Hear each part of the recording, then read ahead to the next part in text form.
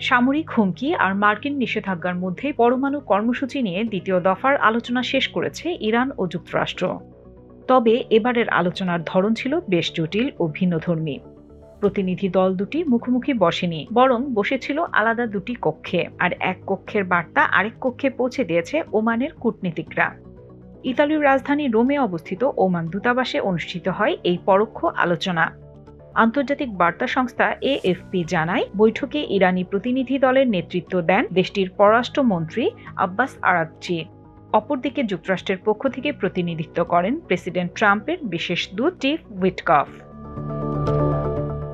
Donald Trump দ্বিতীয় মেয়াদে white হাউসে ফেরার পর ইরানের পরমাণু কর্মসূচি নিয়ে এটি ছিল দুই দেশের মধ্যকার দ্বিতীয় দফার আলোচনা। প্রথম দফার আলোচনা হয়েছিল মাত্র এক সপ্তাহ আগে ওমানের রাজধানী মাস্কাটে। প্রথম বৈঠক সম্পর্কে আরাগচি জানিয়েছিলেন, যুক্তরাষ্ট্রের পক্ষ থেকে এক ধরনের আন্তরিকতা লক্ষ্য করা গেলেও ওয়াশিংটনের উদ্দেশ্য ও অভিপ্রায় নিয়ে এখনও সন্দেহ রয়েছে তেহরানের। প্রথম দফার বৈঠকের পর ইরান স্পষ্ট করে জানায়, আলোচনার বিষয়বস্তু কেবল পরমাণু কর্মসূচি ও যুক্তরাষ্ট্র আরোপিত নিষেধাজ্ঞা প্রত্যাহারেই সীমাবদ্ধ থাকতে হবে। পররাষ্ট্রমন্ত্রী আরাগচি জানিয়েছিলেন, যুক্তরাষ্ট্র যদি অযৌক্তিক ও অবাস্তব দাবি না তোলে তাহলে একটি চুক্তি সম্ভব। এবার সেই চুক্তির পথই হয়তো কিছুটা এগুলো। তবে বিশ্লেষকরা মনে করছেন, যুক্তরাষ্ট্র ইরানের ব্যালিস্টিক ক্ষেপণাস্ত্র কর্মসূচি ও মধ্যপ্রাচ্যের বিভিন্ন সশস্ত্র গোষ্ঠীর প্রতি ইরানের সমর্থন নিয়েও আলোচনা চায়, যা তেহরান বারবার প্রত্যাখ্যান করছে। 2015 সালে ওবামা প্রশাসনের সময় ইরানের সঙ্গে একটি ঐতিহাসিক পরমাণু চুক্তি হয়েছিল, যার মাধ্যমে তেহরান তাদের পরমাণু কর্মসূচি সীমিত করতে সম্মত হয়।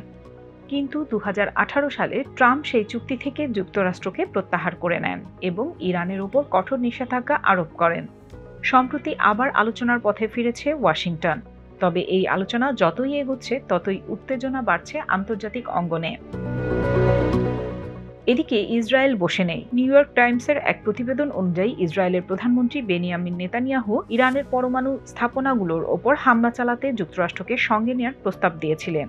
কিন্তু প্রেসিডেন্ট ট্রাম্প সেই প্রস্তাব নাকচ করে দেন এবং কূটনৈতিক আলোচনার পথ বেছে নেন।